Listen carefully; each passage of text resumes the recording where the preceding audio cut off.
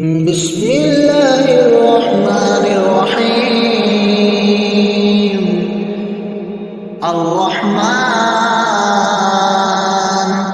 علم القرآن خلق الإنسان علمه البيان الشمس والقمر بحسبان والنجم والشجر يسجدان والسماء رفعها ووضع الميزان ألا تطغوا في الميزان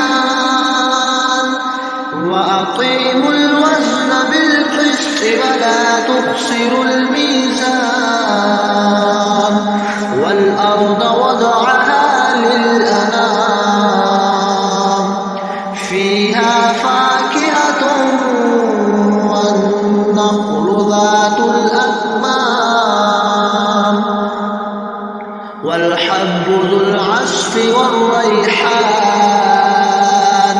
فبأي آلاء ربكما تكذبان خلق الإنسان من صلصال كالفخار وخلق الجان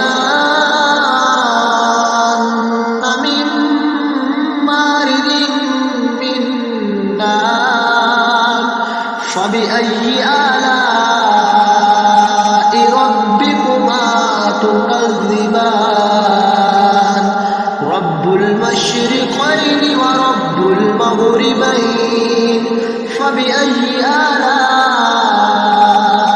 ربكما تكذبان مرج البحرين يلتقيان بينهما برزخ لا يبغيان فبأي آلاء